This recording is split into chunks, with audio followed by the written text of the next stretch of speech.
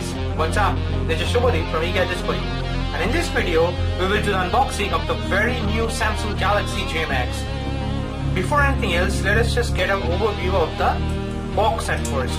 On the top it says 4G connectivity and it says Bluetooth device inside. So it remains to be seen that how the Bluetooth performs and how it is there over there. And of course, this is a Make India and the Samsung initiative which is branded over here, and it says Make for India Samsung initiative. It also has a voice over LTE connectivity, the ultra data saving mode and the A-Spike mode. Towards the back you get the specs of the features that this particular handset comes along with, which we dig deep soon. Okay, now let us go ahead and open the plastic cover and open the box for the very first time.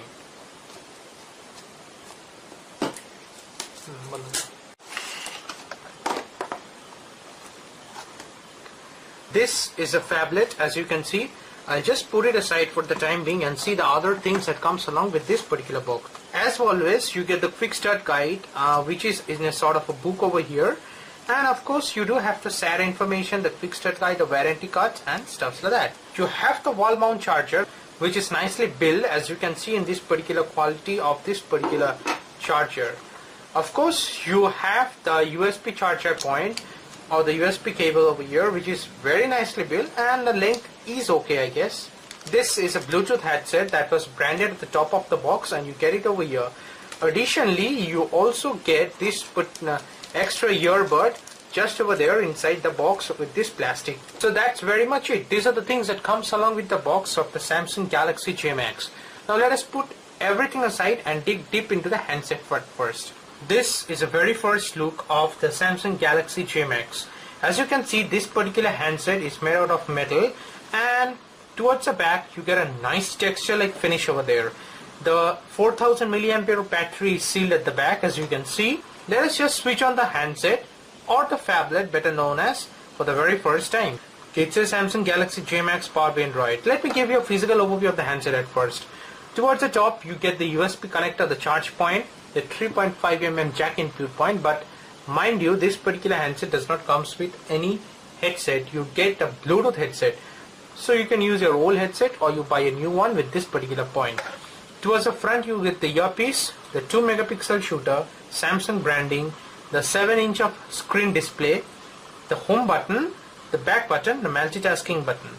Towards the left hand side you get the micro SD slots and the SIM slot. Mind you, this particular handset supports a nano SIM slot, and it supports a micro SD card up to 256 GB. Towards the right hand side you get the screen lock button and the volume rockers.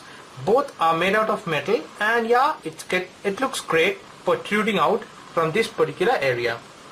Towards the bottom you just find the microphone over here. At the back you get the 8 megapixel shooter with autofocus, LED flash and the speaker grills. So let me just go ahead and set up the handset for the very first time and come back to you within a moment.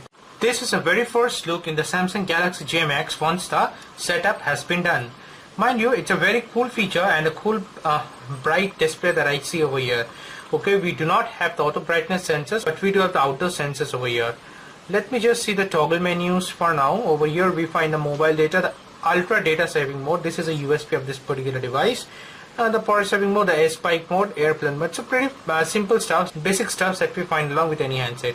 In under settings, and if we go to about device and go to software info, you find that this particular handset runs an Android version of 5.1.1, which is Lollipop. So it does not gives you the latest OS in offering, which is the Marshmallow.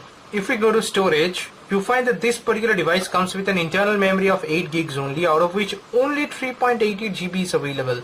But mind you, it supports a micro SD card up to 256 GB, and that is a dedicated slot. So that way it just compensates for the space. Apart from that, I do not find any fancy stuffs on the settings. I'll dig deep into this under the full review of this particular handset.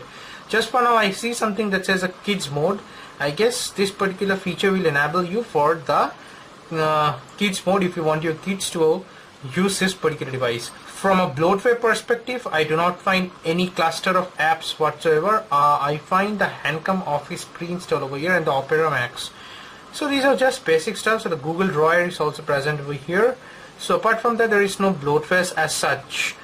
Let me just go ahead and open the browsers for the very first time. let me just type in my wife's cooking channel for now, cookwithshonali.com. Before that, let me just tell you that the numpad and the alphabetical pads are present in one single display over here, so that is pretty much easy to use, and there are plenty of space between the alphabets, the keypads, and also the keypad is handy. Let me just hit go. This particular device runs on a Spectrum SC8830 chipset and has a quad-core processor that is clocked at 1.5 GHz with Cortex A7. It supports a GPU of Mali 400 MP2. So that way or the other, it remains to be seen with heavy usage how this particular device holds up or performs. Just for now, I can say that yeah, the performance is not that bad with initial impressions that I am getting. The pinch to zoom, yeah, it's working great. No lag whatsoever in that particular department. From a display perspective, this particular handset has a TFT capacitive touch screen with 16 of color. It has a 7-inch of screen display, so it's better referred to as a phablet. It supports a resolution of 1280 into 800 pixels and supports a 216 ppi of pixel density. It supports multi-touch, of course. These are very standard basic stuffs, but the display is bright, I must say. No lag, no complaint till now. Now let us just go ahead and open the camera of this particular device. This particular device of Samsung Galaxy J Max has a 8 megapixel shooter at the back with focal length of 1.f by 1.9 aperture, autofocus. It shoots video at 720p at 30 frames per second, and the front camera is a 2 megapixel shooter with focal length of f2.2 aperture. Under settings in this particular device, you get to toggle the video size, the grid lines, location tags, review pictures, and volume key functions. Over here you get to choose the screen display size over here. If you want to display for 16:1 aspect ratio, then the megapixel shoots down up it to 6 megapixel shooter. Now we do find the flash mode over here, the timer mode, and the effects mode over here. Under modes you get the auto, the pro, the panorama, continuous shot, beauty face, sound and shot, sports mode, and animated GIF. So these are pretty standard stuffs. Let me just bring about an object and see how it takes the picture. As this particular device is autofocus, so let me just shoot a picture like that, and for the next picture I'll use tap to focus and shoot. Okay, it took the picture very fast. Let me just go ahead and see how the pictures came along for now. Okay, for this picture I have used tap to focus, and yes, focal region came out great. Mind you, right now I'm shooting in artificial light condition and it's night over here, so that way I must say that the camera is not that a disappointment. It's good. Again, I'll shoot some more pictures in the detailed review of this particular handset and show you the performance of the camera in this particular device. I guess that's it for the quick unboxing and the first-hand overview of this particular device of Samsung Galaxy J Max. Stay subscribed to my channel. I'll catch you guys in my next video very soon. Bye for now.